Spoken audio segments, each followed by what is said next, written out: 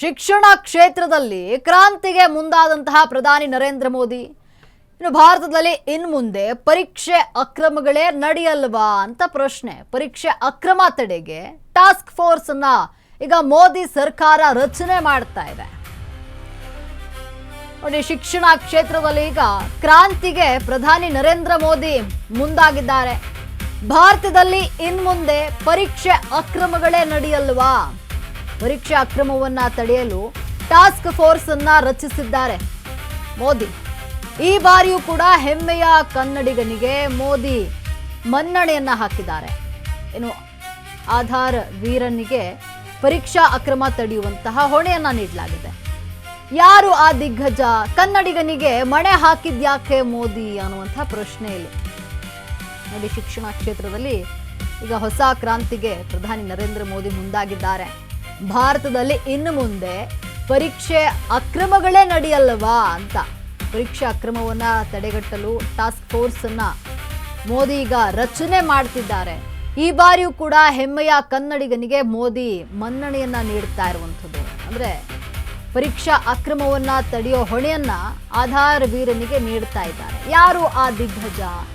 ಕನ್ನಡಿಗನಿಗೆ ಮಣೆ ಹಾಕ್ತಾ ಇರೋದಾದ್ರೂ ಯಾಕೆ ಮೋದಿ ಇಲ್ಲಿ? ಯಾರು ಆತ ಅನ್ನುವಂಥ ಪ್ರಶ್ನೆಯಲ್ಲಿ ಇನ್ನು ಮುಂದೆ ಶಿಕ್ಷಣ ಕ್ಷೇತ್ರದಲ್ಲಿ ಪರೀಕ್ಷೆ ಅಕ್ರಮ ನಡೆಯೋದಿಲ್ವಾ ಭಾರತದಲ್ಲಿ ಅಂತ ಹೊಸ ಒಂದು ರೂಲನ್ನು ತರ್ತಿದ್ದಾರ ಮೋದಿ ಅಂತ. ಭಾರತದಲ್ಲಿ ಇನ್ನು ಮುಂದೆ ಪರೀಕ್ಷೆ ಅಕ್ರಮಗಳೇ ನಡೆಯೋದಿಲ್ವಾ?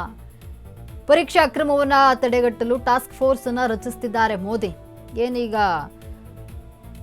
ನೀಟ್ ಪರೀಕ್ಷೆ ವಿಚಾರದಲ್ಲಿ ಏನು ಗೊಂದಲಗಳು ಉಂಟಾಯಿತು ನೋಡಿ, ಈಗ ಮೋದಿ ಗವರ್ಮೆಂಟ್ ಈಗ ಎಚ್ಚೆತ್ತುಕೊಂಡಿದೆ.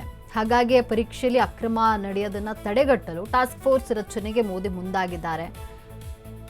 ಹಾಗಾಗಿ ಇನ್ನು ಮುಂದೆ ಭಾರತದಲ್ಲಿ ಪರೀಕ್ಷೆ ಅಕ್ರಮಗಳು ನಡೆಯಲ್ವಾ ಅನ್ನುವಂಥ ಪ್ರಶ್ನೆ. ಶಿಕ್ಷಣ ಕ್ಷೇತ್ರದಲ್ಲಿ ಕ್ರಾಂತಿಗೆ ಈಗ ಪ್ರಧಾನಿ ನರೇಂದ್ರ ಮೋದಿ ಮುಂದಾಗಿದ್ದಾರೆ. ಟಾಸ್ಕ್ ಫೋರ್ಸ್ ಅನ್ನ ರಚನೆ ಮಾಡಲು ಮುಂದಾಗಿದ್ದಾರೆ. ಭಾರತದಲ್ಲಿ ಇನ್ನು ಮುಂದೆ ಪರೀಕ್ಷೆಯ ಅಕ್ರಮಗಳೇ ನಡೆಯಲ್ವಾ? ಪರೀಕ್ಷೆ ಅಕ್ರಮವನ್ನ ತಡೆಗಟ್ಟಲು ಟಾಸ್ಕ್ ಫೋರ್ಸ್ ಅನ್ನ ನರೇಂದ್ರ ಮೋದಿ ರಚನೆಯನ್ನ ಮಾಡ್ತಾ ಇದ್ದಾರೆ. ಪರೀಕ್ಷೆ ಅಕ್ರಮ ತಡೆಗೆ ಟಾಸ್ಕ್ ಫೋರ್ಸ್, ನೀಲೇಕಣಿಗೆ ರಚನೆ. ಇನ್ನು ನೀಲೇಕಣಿಗೆ ದೊಡ್ಡ ಹೊಣೆಯನ್ನ ನೀಡಲಾಗ್ತಾ ಇದೆ. ಆಧಾರ್ ಕೊಟ್ಟಂತಹ 6 ದಿಗ್ಗಜರಿಗೆ ಮಹತ್ವದ ಹೊಣೆಯನ್ನ ಈಗ ನರೇಂದ್ರ ಮೋದಿ ಕೊಟ್ಟಿರುವಂಥದ್ದು. ಒಂದು ನಂದನ್ ನೀಲೇಕಣಿ, ಇನ್ಫೋಸಿಸ್ ಸಹ ಸಂಸ್ಥಾಪಕರಾಗಿದ್ದಾರೆ. ಇನ್ನು ಎಸ್ ಸೋಮನಾಥ್ ಇಸ್ರೋದ ಮಾಜಿ ಮುಖ್ಯಸ್ಥರಾಗಿದ್ದಾರೆ. ಅಮೃತ್ ಲಾಲ್ ಮೀನಾ ಲಾಜಿಸ್ಟಿಕ್ಸ್ ದಿಗ್ಗಜರಾಗಿದ್ದಾರೆ. ಅನಿಲ್ ಕರ್ವಾಲ್ ಮಾಜಿ ಶಿಕ್ಷಣ ಕಾರ್ಯದರ್ಶಿಯಾಗಿದ್ದಾರೆ. ಇನ್ನು ತಪನ್ ಧೇಕಾ ಮಾಜಿ ಐಬಿ ನಿರ್ದೇಶಕರಾಗಿದ್ದಾರೆ. V Kamakoti IIT Madras ನಿರ್ದೇಶಕರಾಗಿದ್ದಾರೆ.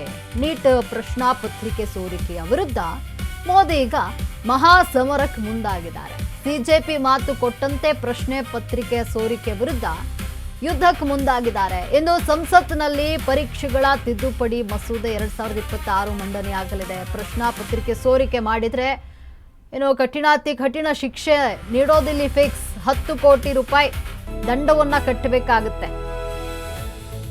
10 ವರ್ಷ ಜೈಲು ಶಿಕ್ಷೆ ಆಗುತ್ತೆ. ಈ ರೀತಿ ಕಠಿಣ ಶಿಕ್ಷೆಗೆ ಮುಂದಾಗಿದ್ದಾರೆ. फास्ट ट्रैक फ्रेंड्स, विद्यार्थियों के भविष्य के लिए भारत सरकार लगातार अनेकविध कदम उठा रही है. जिन लोगों ने विद्यार्थियों के भविष्य के साथ खिलवाड़ किया वे जेलों में सड़ रहे हैं. हमने फास्ट ट्रैक कोर्ट बना चुके हैं. हम कल पार्लियामेंट के अंदर भी कठोर कानूनों के प्रावधान के साथ नया कानून बनाने की दिशा में भी आगे बढ़ रहे हैं. लेकिन हमें भविष्य के लिए सोचना है. हमारी परीक्षा पद्धति विश्वस्त हो, हमारी परीक्षा पद्धति ट्रांसपेरेंट हो, हमारी परीक्षा पद्धति में सबसे ज्यादा टेक्नोलॉजी का उपयोग हो. इन सारी बातों को ध्यान में रखते हुए विश्व प्रसिद्ध टेक्नोलॉजी एक्सपर्ट श्रीमान नंदन नीलेकनी जी के नेतृत्व में एक हाई पावर टास्क फोर्स बनाने का निर्णय किया है, जो एग्जामिनेशन रिफॉर्म की तरफ फोकस करेगा और जल्द से जल्द आने वाली परीक्षाओं की विश्वसनीयता को सुनिश्चित करने का काम इसके रिपोर्ट के आधार पर कर दिया जाएगा. बहुत बहुत धन्यवाद.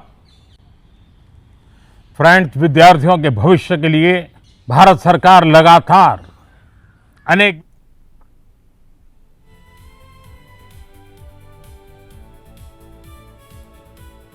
ಇನ್ನು ನಂದನ್ ನೀಲ್ಕೇಣಿ ಯಾರು ಅಂತ ನೋಡೋದಾದ್ರೆ ಕರ್ನಾಟಕದ ಮೂಲದವರು. ನಂದನ್ ನೀಲ್ಕೇಣಿ ಭಾರತೀಯ ಉದ್ಯಮಿಯ ತಂತ್ರಜ್ಞರಾಗಿದ್ದಾರೆ. ಆಧಾರ್ ಕಾರ್ಡ್ ಶಿಲ್ಪಿ ಎಂದೇ ಹೆಸರಾದಂತಹ ಕನ್ನಡಿಗರಿವರು. ಇನ್ನು ಟೇಕ್ ದಿಗ್ಗಜ ಕಂಪನಿ ಇನ್ಫೋಸಿಸ್ ಸಹ ಸಂಸ್ಥಾಪಕರು. ಈಗಾಗಲೇ ಆಧಾರ್ ಅಧ್ಯಕ್ಷರಾಗಿದ್ದಂತಹ ನೀಲಕೇಣಿ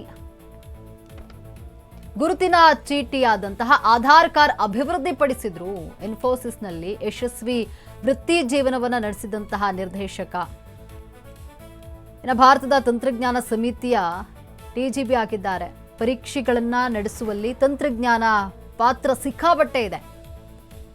ನೀಲಕಣಿ ಡಿಜಿಟಲ್ ಮೂಲಸೌಕರ್ಯ ಅಭಿವೃದ್ಧಿಪಡಿಸಿದ್ದಾರೆ. ಅದೇ ಕಾರಣಕ್ಕೆ ನೋಡಿ ಇವರಿಗೆ ಮಣೆ ಹಾಕ್ತಾ ಇರುವಂಥದ್ದು ಮೋದಿ. ನಂದನ್ ನೀಲ್ಕೇಣಿ ಯಾರು ಅಂತ ನೋಡೋದಾದ್ರೆ ಕರ್ನಾಟಕ ಮೂಲದವರಾಗಿದ್ದಾರೆ. ಏನು ಭಾರತೀಯ ಉದ್ಯಮಿ ತಂತ್ರಜ್ಞರಾಗಿದ್ದಾರೆ. ಆಧಾರ್ ಕಾರ್ಡ್ ಶಿಲ್ಪಿ ಅಂತೆ ಇವರ ಹೆಸರುವಾಸಿ